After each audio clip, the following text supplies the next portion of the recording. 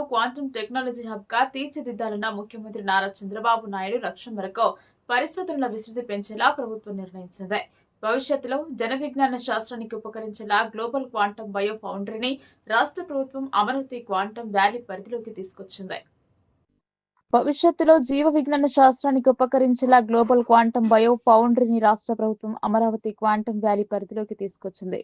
సాంప్రదాయ కంప్యూటర్ల ద్వారా సాధ్యం కాని ఆవిష్కరించలేని అంశాలను క్వాంటం బయో ఫౌండరీ ద్వారా కనుగొనేందుకు గాను ఈ బయో ఫౌండరీని ఏర్పాటు చేయనున్నారు. మొండి వ్యాధులను నయం చేసేలా సరికొత్త ఔషధాలు, ఎంజైమ్ ఇంజనీరింగ్, అత్యాధునిక చికిత్సా విధానాలు, ఆధునిక వైద్య పరికరాల తయారీకి క్వాంటం బయో ఫౌండరీ ఆవిష్కరణలు చేయనుంది. అమరావతిలో ఏర్పాటు కానున్న క్వాంటం బయో ఫౌండరీలో TCS, IBM, CSIR, IIT Delhi, CVJ centre, Centella AI వంటి అగ్రస్థాయి టెక్ పరిశోధన సంస్థలు భాగస్వాములుగా ఉన్నాయి. గ్లోబల్ క్వాంటం బయో ఫౌండరీ ద్వారా భారీగా విదేశీ పెట్టుబడులతో పాటు హై వాల్యూ ఉద్యోగాలు, పరిశోధన ఆధారిత సంస్థలు రానున్నాయి. మే 2025లో ప్రారంభమైన ముఖ్యమంత్రి చంద్రబాబు అమరావతి క్వాంటం వ్యాలీ ఆలోచన కేవలం 9 నెలల్లోనే కార్యరూపం దాల్చింది. భారత్లోనే అత్యాధునికమైన ఐబీఎం 133 ఈ ఏడాది సెప్టెంబర్లో అమరావతిలో ఏర్పాటు కానుంది. దేశంలోనే మొదటగా క్వాంటం పాలసీ అమలు చేసిన రాష్ట్రంగా ఏపీ నిలిచింది. 60కి పైగా జాతీయ, అంతర్జాతీయ కంపెనీలు ఇందులో భాగస్వామి అయ్యాయి. అలాగే భారతదేశపు తొలి క్వాంటం రిఫరెన్స్ ఫెసిలిటీ కార్యకలాపాలు ఏప్రిల్ 26 నుంచి ప్రారంభమవుతాయి.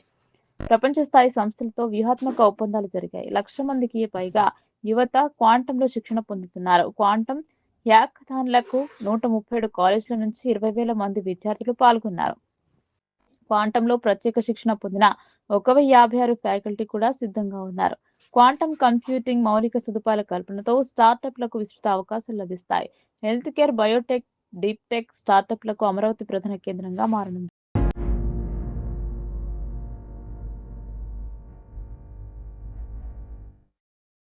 Biology is the most powerful technology humanity has ever encountered. Inside every cell lies an operating system more complex than any machine we have built. Yet for decades, our ability to design biology has been constrained not by imagination, but by computation, the classical bottleneck. Today, bringing a single new medicine to market takes 10 to 12 years and costs nearly $2 billion. Not because we lack biological targets, but because biology generates astronomical molecular possibilities. Classical computers can only sample a tiny fraction. Most promising ideas fail, not in the clinic, but in computation. Why biology is hard? Proteins do not behave linearly. Enzymes operate in high-dimensional energy landscapes. Molecular interactions are governed by quantum effects that classical models approximate or ignore. As complexity increases, discovery slows, costs rise, and innovation hits a wall. The opportunity. Yet the opportunity is immense. Biotherapeutics, enzymes, and precision biomanufacturing represent a multi-trillion-dollar global market. From next-generation medicine to sustainable industrial enzymes to entirely new biological functions, the value lies not in manufacturing alone, but in biological design. The quantum shift. Quantum computing changes the equation. It can explore molecular spaces that classical systems cannot reach. When combined with AI and automated biofoundries, biology shifts from trial and error to simulation-driven design, from slow discovery to programmable biology. This convergence gives rise to a new kind of platform, the Global Quantum Biofoundry, where quantum computing, artificial intelligence, and experimental biology operate as one. A place where biotherapeutics, enzymes, and complex biological systems are designed in silico and validated at scale in the lab. The Global Quantum Biofoundry will be hosted at Amaravati Quantum Valley, India's emerging hub for deep science and advanced technology. Here, academia, startups, and industry work side by side, sharing infrastructure, talent, and insight from fundamental discovery to scalable biological impact. The Global Quantum Biofoundry is not a laboratory. It is a shared capability for designing biology with speed, depth, and precision. Rooted in Amaravati Quantum Valley, connected to the world, and built for the challenges of the future. From Amaravati to the world, come join us in shaping the future of quantum biology.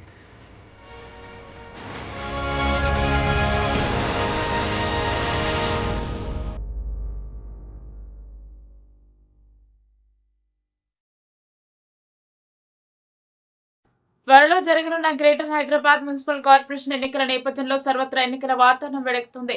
ఎన్నికల్లో కార్పొరేటర్లుగా పోటీ చేసేందుకు పలువురు ఔత్సాహికులు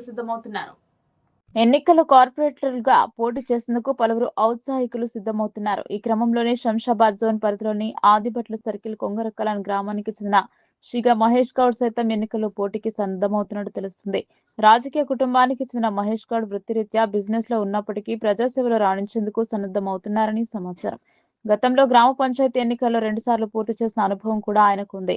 అయితే ఏదైనా రాజకీయ party తరపున పోటీ చేసిన పక్షంలో ప్రజల సమస్యలను ప్రతిబింబించలేమనే కారణంగా షిగా మహేష్ గౌడ్ స్వతంత్ర అభ్యర్థిగా కార్పొరేషన్ ఎన్నికల్లో పోటీ చేసేందుకు ఆసక్తి కనబరుస్తున్నారు. ప్రత్యేకించి ఈసారి మహేష్ గౌడ్ జనరల్ స్థానం నుంచి కార్పొరేటర్ గా అవకాశాలు స్పష్టంగా ఉన్నాయి. దీనికి సంబంధించి మహేష్ గౌడ్ పై అతని శ్రేయోభిలాషులు కూడా పోటీ చేయాలంటూ మరియు ప్రజాసేవలో మరింతగా రాణించాలంటూ కోరుతున్నారు. ఆ క్రమంలోనే పోటీకి మహేష్ గౌడ్ సిద్ధమవుతున్నారు. ఒకవైపు జీహెచ్ఎంసీ పరిధిలో ఉన్న తమ ప్రాంతం ఇప్పటికీ అభివృద్ధి చెందిందని, అయినప్పటికీ నీరు మరియు డ్రైనేజ్ మరియు రోడ్లు మరియు కంపెనీలలో ఉద్యోగాలంటే సమస్యలు కూడా ఉన్నాయని మహేష్ గౌడ్ హిర్షి టీవీ 9 ప్రతినిధితో మాట్లాడుతూ పేర్కొన్నారు. ఇప్పుడు మనం తెలంగాణ రాష్ట్రంలోని జిహెచ్ఎంసీ పరిధిలో ఉన్న హైదరాబాద్ మున్సిపల్ పరిధిలో ఇటీవల విలీనమైన ఆదిభట్ల మున్సిపల్ కార్పొరేషన్ సర్కిల్లో ముఖ్యంగా కొంగర్కలాన్ గ్రామంలో ఉన్నాము. ఇటీవల కాలంలో దినదిన అభివృద్ధి చెందిన ఆదిభట్ల సర్కిల్ పరిధిలో సమస్యలు కూడా అదే రేంజ్లో ఉన్నాయి. ఈ క్రమంలోనే త్వరలో జరగనున్న గ్రేటర్ హైదరాబాద్ మున్సిపల్ కార్పొరేషన్ ఎన్నికల్లో కొంగర్కలాన్ ఆదిభట్లకు కూడా ముఖ్యంగా ఈ సర్కిల్ కూడా ఎంతో రాజకీయ ప్రాధాన్యత ఉంది. ఈ క్రమంలోనే త్వరలో జరగనున్న గ్రేటర్ ఎన్నికల్లో పోటీ చేయనున్న కొంగర్కలాన్ గ్రామానికి చెందిన షిగా మహేష్ గౌడ్ మనతో ఉన్నారు. మహేష్ గౌడ్ గారు చెప్పండి, మీరు ఈ ఎక్కువగా ఏం సమస్యలు ఎక్కువ ఫోకస్ చేయొచ్చు మీ ప్రాంతంలో?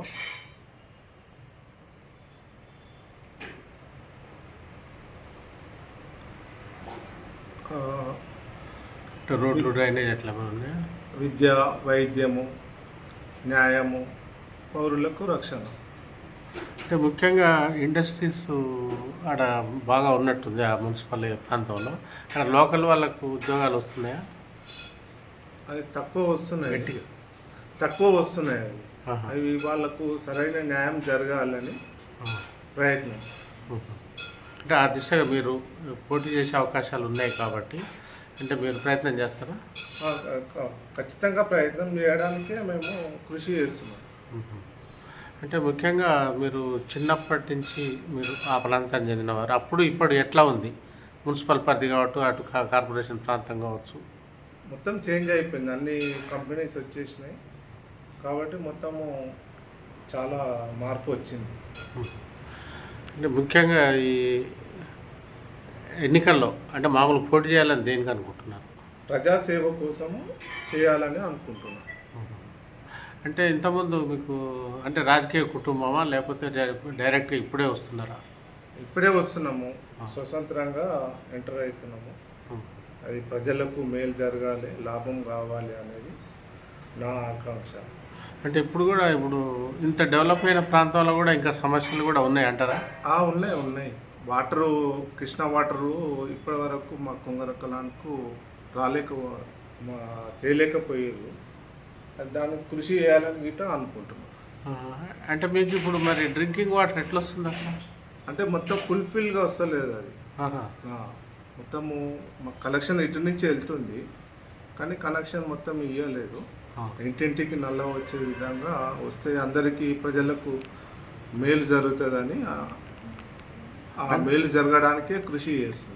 అంటే ముఖ్యంగా మీరు స్వతంత్రంగా ఇండిపెండెంట్ పోటీ చేయాలి ఆలోచనలో ఉన్నట్టుగా అనిపిస్తుంది. అంటే ఏదైనా రాజకీయ పార్టీ తరఫున ఎందుకు వద్దనుకుంటున్నారు? అంటే రాజకీయ పార్టీ అంటే వాళ్ళు చెప్పినట్టు వినవలసి వస్తుంది. ఈ స్వతంత్రంగా ఉన్నామనుకో ప్రజలకు మనం సాధ్యమైనంత వరకు సమస్యలను పరిష్కారం చేయడానికి కృషి చేయవచ్చు. మనకు దాంట్లో ఎటువంటి ఇబ్బంది ఉండదు, ఎవరు ఒత్తిడి గిట్టం ఉండదు అనేది నా ఉద్దేశం. అంటే మీరు జనరల్గా రెగ్యులర్గా ఈ ఇబ్రహీంపట్నం నియోజకవర్గం ఉండొచ్చు, జిహెచ్ఎంసీ పరిధి ఉండొచ్చు, మీ ప్రాంతం ఉండొచ్చు, ప్రజలతో ఎట్లా ఉన్నారు? టచ్లో ఉన్నారా? ఆ టచ్లోనే ఉన్నాం, నిరంతరం టచ్లోనే ఉంటాం. ఏదైనా సమస్య ఉన్నా కానీ స్పందిస్తాం. అంటే మీరు వృత్తిరీత్యా బిజినెస్లో ఉన్నప్పటికీ ప్రవృత్తిరీత్యా ప్రజాసేవలో సక్సెస్ అవుతామని మీకు ఒక సంకల్పం, నమ్మకం ఉందా? నమ్మకంతో ప్రయత్నం చేస్తున్నా. నమ్మకం ఉంది, నాకైతే ప్రజల పట్ల నమ్మకం ఉంది. అంటే ఇంతకుముందు ఏదన్నా పార్టీలో 2 సార్లు పోటీ చేశారు కదా, ఇంతకుముందు ఏదన్నా పార్టీలో ఎప్పుడైనా ఉన్నారా? ఏ పార్టీలో లేను, నేను గ్రామ పంచాయతీ ఉండే 14వ వార్డుకు ఇట్లా జనరల్లోనే పోటీ చేసిన. Okay okay, all the best Mahesh Goud garu. Thank you. పాకిస్తాన్లోని కరాచీ నగరం జిన్నా రోడ్డులో ఉన్న ప్రసిద్ధ గుల్ ప్లాజా షాపింగ్ మాల్లో సంభవించిన భారీ అగ్ని ప్రమాదం తీవ్ర విషాదాన్ని నింపింది. గ్రౌండ్ ఫ్లోర్ లో ప్రారంభమైన మంటలు కొద్దిసేపటికే మాలంతటా వ్యాపించాయి. ఈ ప్రమాదంలో ఇప్పటి వరకు 14 మంది మరణించినట్లు అధికారులు ధృవీకరించారు. శనివారం అర్ధరాత్రి మంటలు చెలరేగగా 24 గంటలు గడిచినా ఇంకా సహాయక చర్యలు కొనసాగుతూనే ఉన్నాయి. తొలుత 6 మరణించినట్లు వార్తలు రాగా ఆదివారం నాటికి ఆ సంఖ్య 14కు పెరిగింది. మృతుల సంఖ్య ఇంకా పెరిగే అవకాశం ఉందని భయాందోళనలు వ్యక్తమవుతున్నాయి. 60 మందికి పైగా గళ్లంతో అగ్ని ప్రమాదం జరిగి ఒక్కరోజు గడిచినా ఇంకా 60 మందికి పైగా వ్యక్తుల ఆచూకీ లభించలేదు. గల్లంతైన వారి కోసం రెస్క్యూ టీంలు ముమ్మరంగా గాలిస్తున్నాయి. మాల్లోని కిటికీలను కట్టర్లతో కట్ చేస్తూ, గోడలను సుత్తులతో బద్దలు కొడుతూ లోపలికి ప్రవేశించేందుకు అగ్నిమాపక సిబ్బంది ప్రయత్నిస్తున్నారు. లోపల భారీగా పేరుకుపోయిన శిథిలాల వల్ల సెర్చ్ ఆపరేషన్ ఆలస్యం అవుతుంది. ఆసుపత్రిలో క్షతగాత్రులు, ఈ ప్రమాదంలో గాయపడిన 10ల సంఖ్యలో బాధితులను స్థానిక ఆసుపత్రులకు తరలించారు. వీరిలో పలువురి పరిస్థితి విషమంగా ఉన్నట్లు సమాచారం. పొగ పీల్చడం వల్ల చాలా మంది ఊపిరాడక అస్వస్థతకు గురయ్యారు. ఇదిలా ఉండగా ప్రమాదానికి గల కారణాలు ఇంకా అధికారికంగా వెల్లడి కాలేదు. అయితే ప్రాథమిక సమాచారం ప్రకారం షార్ట్ సర్క్యూట్ వల్లే మంటలు చెలరేగి ఉండవచ్చని పోలీసులు అనుమానిస్తున్నారు. మంటలను పూర్తిగా అదుపులోకి తెచ్చిన తర్వాత లోతైన విచారణ చేపడతామని అధికారులు వెల్లడించారు. యువతకు పరిశ్రమల అవసరాలకు అనుగుణంగా శిక్షణ ఇవ్వడం ద్వారా ఉపాధి అవకాశాలు పెంచడమే లక్ష్యంగా ముఖ్యమంత్రి రేవంత్ రెడ్డి ప్రతి నియోజకవర్గంలో ఒక ఏటీసీ ఏర్పాటు చేయాలని నిర్ణయించారని పర్యాటక, సాంస్కృతిక, ఎక్సైజ్ శాఖ ఉమ్మడి ఆదిలాబాద్ జిల్లా ఇన్ఛార్జ్ మంత్రి జూపల్లి కృష్ణారావు అన్నారు. చెన్నూరు పట్టణ కేంద్రంలో 47.11 లక్షల రూపాయల వ్యయంతో అడ్వాన్స్డ్ టెక్నాలజీ సెంటర్ ఏటీసీ భవన నిర్మాణానికి మంత్రి వివేక్ వెంకటస్వామితో కలిసి భూమి పూజ చేశారు. ఈ సందర్భంగా మంత్రి మాట్లాడుతూ చదువుతో పాటు తక్షణ ఉపాధి లభించేలా అధునాతన కోర్సులు, ట్రేడ్లు డిజైన్ చేసి టాటా టెక్నాలజీస్ లిమిటెడ్ తో కలిసి ప్రభుత్వం అడ్వాన్స్డ్ టెక్నాలజీ సెంటర్ ఏటీసీలను ఏర్పాటు చేస్తుందన్నారు. వెనుకబడిన చెన్నూరు ప్రాంత యువతకు ఆధునిక సాంకేతికతను చేరువ చేసే లక్ష్యంతో మంత్రి వివేక్ వెంకటస్వామి ప్రత్యేక కృషితో ఈ ఏటీసీని ఏర్పాటు చేసినట్లు జూపల్లి తెలిపారు. యువత సొంత కాళ్లపై నిలబడేలా, వారి నైపుణ్యాలకు పదును పెట్టేలా కాంగ్రెస్ ప్రజాప్రభుత్వం కృషి చేస్తోంది. నిరుద్యోగులను నైపుణ్యవంతులుగా తీర్చిదిద్దడమే మా లక్ష్యమని ఆయన పేర్కొన్నారు. ఎంతో మంది అమరవీరుల త్యాగాలు, యావత్ తెలంగాణ సమాజ సంఘటిత పోరాటం, సోనియా గాంధీ నిర్ణయంతో సిద్ధించిన తెలంగాణను గత కేసీఆర్ ప్రభుత్వం అప్పుల కుప్పగా మార్చింది. గతంలో ఏ ముఖ్యమంత్రి చేయని విధంగా 8 లక్షల కోట్ల రూపాయల అప్పు చేసి రాష్ట్రాన్ని అధోగతి పాలు చేశారు. కేసీఆర్ నిరంకుశ పోకడలను గమనించే ప్రజలు అసెంబ్లీ ఎన్నికలు తగిన బుద్ధి చెప్పారని విమర్శించారు. 11 లక్షల రూపాయలతోటి చెన్నూరు యువత కోసం, ఇది ఏదో ఆషామాషిగా మామూలుగా ఉండేటువంటి విద్యాలయం కాదు, అత్యంత అధునాతనమైనటువంటి, ఇందులో అడ్మిషన్ తీసుకుని చదువుకున్నటువంటి వాళ్ళకు ఉద్యోగాలకు వెతకాల్సిన అవసరం లేకుండానే ఉద్యోగాలు కావాల్సిన వాళ్ళే మిమ్మల్ని వెతుక్కుంటూ వచ్చేటువంటి వాతావరణం కల్పించడం కోసం మన గౌరవ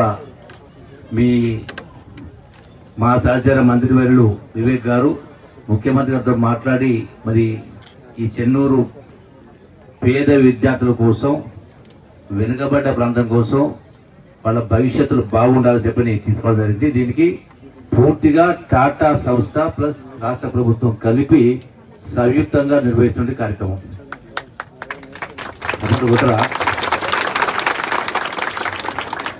ఏమైనా ఖర్చు అవుతుందా? ఇది మామూలుగా ఆషామాషి ఇన్స్టిట్యూట్ కాదు, ఇది మామూలు స్కూల్ అనుకుంటా ఉన్నారు. అద్భుతమైనటువంటి సాంకేతిక పరిజ్ఞానం అభివృద్ధి చేసి వాళ్ళ యొక్క నైపుణ్యతను పెంచే కార్యక్రమం చేసి వాళ్ళ కాళ్ళపైన వాళ్ళు నిలబడి ప్రపంచంలో ఎక్కడికైనా వెళ్ళి బతికి వచ్చేటువంటి ఒక శక్తిని ఇచ్చేటువంటి ఈ సంస్థ మరి ఇక్కడ రావడం అదృష్టం. మీ అందరి యొక్క అదృష్టాన్ని మనవి చేసుకుంటూ, రెండవది ఈ ప్రభుత్వం అంటే ఇందిరమ్మ ప్రభుత్వం కాంగ్రెస్ ప్రత్యేక అట్లాగే అది పెన్షన్ 4,000 రూపాయలు అంటారు, అది కూడా 5-10 వేల కోట్లు కావచ్చు. మొత్తం కలిపి తిప్పి కొడితే కూడా కేవలం 20,000 కోట్లు కాదు. కానీ మేము ఇది చేసిన అప్పుకు 70,000 కోట్లు వడ్డీ కడతా ఉన్నాం సంవత్సరానికి. అయినా కూడా ఇంత భారం మంచి ఇవన్నీ చేస్తాము. ఇప్పుడే ఈ రోజున మరి పట్టణానికి సంబంధించి సుమారుగా 50 కోట్ల రూపాయల నిధులు మళ్ళీ రోడ్లు కావచ్చు, డ్రైనేజీలు కావచ్చు, ఇవన్నీ కూడా పెద్ద ఎత్తున ప్రతి వార్డులో కూడా పనులు జరుగుతూ ఉన్నాయి. అవి శాంక్షన్ అయినాయి, టెండర్ అయిపోయింది, పనులు కూడా మొదలుపెట్టిన కొబ్బరికాయలు కూడా పని నడుస్తూ ఉన్నాయి. ఇవి కాకుండా ఇంకా 40-50 కోట్ల రూపాయలు వివిధ ఫండ్స్ మరి యొక్క వివేక్ గారు మంత్రి గారి చేతుల్లోనే ఉన్నాయి. అవి కూడా అభివృద్ధి కార్యక్రమం జరిగిపోతాయి. నేను ఒకటే మనవి చేస్తాను, ఎందుకంటే అందరు చెప్పింది వినాలి. ఎవరు చెప్పిన దానిలో ఎంత వాస్తవం ఉంది, నిజాయితీ లెక్క. 2 కారణాలు. గతంలో చంద్రబాబు నాయుడు గారు 10 సంవత్సరాలు పరిపాలన చేసింది. ఆ తర్వాత కాంగ్రెస్ ప్రభుత్వం, వైఎస్ రాజశేఖర ప్రభుత్వం, కాంగ్రెస్ ప్రభుత్వం మరొక 10 సంవత్సరాలు. ఆ తర్వాత కేసీఆర్ ప్రభుత్వం మరొక 10 సంవత్సరాలు. ఇప్పుడు మళ్ళీ కాంగ్రెస్ ప్రభుత్వం మళ్ళీ ఒక 10 సంవత్సరాలు అధికారం ఉండబోతా ఉంది. రెండవ కారణం ఏంటంటే గడచిన 10 సంవత్సరాల కేసీఆర్ ప్రభుత్వ పరిపాలన నేను కూడా అట్లాగే వివేక్ గారు కూడా చాలా దగ్గరికి వెళ్ళి చూసినాం. కేసీఆర్ కానీ వారి పరిపాలన కూడా ఒకటి ఏంటంటే ఎంతో మంది త్యాగాల ఫలితంగా ప్రాణత్యాగాలు చేసిన యువత, చదువుకున్నటువంటి విద్యార్థులు, యావత్ తెలంగాణ సమాజం మొత్తం కూడా రోడ్లపైకి వచ్చి ఒక సంఘటిత శక్తిగా ఏర్పడిన తర్వాత ఆ సంఘటిత శక్తిని చూసి, రెండవది తెలంగాణ ఇస్తే కాంగ్రెస్ పార్టీకి అటు ఆంధ్రాలో ఇటు తెలంగాణలో కూడా నష్టం జరుగుతుందని తెలిసి కూడా ఎవరైతే కన్న బిడ్డల్ని పోగొట్టుకున్న కన్న తల్లుల కడుపు కోత ఎట్లుంటుందో తెలిసిన కన్న తల్లి సోనియా గాంధీ గారు పెద్ద మనం చేసుకొని తెలంగాణ రాష్ట్రాన్ని ఇవ్వడం జరిగింది. అంటే అన్ని త్యాగాల ఫలితంగా 60 సంవత్సరాల కళ వచ్చిన తర్వాత మా తెలంగాణ మాకు వస్తే మా బతుకులు బాగుపడతాయి, మా అన్ని వర్గాల ప్రజలు సంతోషం ఉండాలని చేసి తెలంగాణ రాష్ట్రం వస్తే, అది కూడా ధనిక రాష్ట్రం. 2014 సంవత్సరంలో కేసీఆర్ ముఖ్యమంత్రి సందర్భంలో హైదరాబాదు నగరం తెలంగాణ రాష్ట్రానికి కేంద్రంగా ఉన్న కారణంగా అధిక ఆదాయం హైదరాబాద్ వస్తున్న కారణంగా ధనిక రాష్ట్రం కేసీఆర్ చేతుల్లో పెడితే ఆనాడు అంటే 2014 సంవత్సరంలో ఈ రాష్ట్రం పైన ఉన్న అప్పు అంటే సమైక్య రాష్ట్రంలో 22 మంది ముఖ్యమంత్రులు 64 సంవత్సరాలు పరిపాలన చేసినా కూడా ఈ రాష్ట్రం పైన ఉన్న అప్పు కేవలం 65,000 కోట్ల రూపాయలు ఉండింది. ఈ 65,000 కోట్ల రూపాయలకు మీరెట్లయితే మహిళా సంఘాలైనా రైతులైనా బ్యాంకులు అప్పు తీసుకుంటారో రాష్ట్ర ప్రభుత్వం కూడా బ్యాంకుల ద్వారా, రిజర్వ్ బ్యాంక్ ద్వారా, ప్రపంచ బ్యాంకు ద్వారా అప్పు తీసుకుంటుంది. ఈ 65,000 కోట్లకు ఆనాడు రాష్ట్ర ప్రభుత్వం సంవత్సరానికి కడుతున్న వడ్డీ సుమారుగా 7,000 కోట్ల రూపాయలు. సుమారుగా అంటే నెలకు 5,000-6,000 కోట్ల రూపాయలు, నెలకు 500-600 వడ్డీ కట్టేది. మరి గత ప్రభుత్వం ఏం చేయలేదంటే గతంలో మనం చూస్తున్న నాగార్జున సాగర్ అయినా, శ్రీశైలం అయినా, గ్రామాల రోడ్లు అయినా, స్కూళ్ళు అయినా, కరెంట్ అయినా, ఇవన్నీ కూడా చేసినటువంటిది ఆనాటి కాంగ్రెస్ ప్రభుత్వం ఎక్కువగా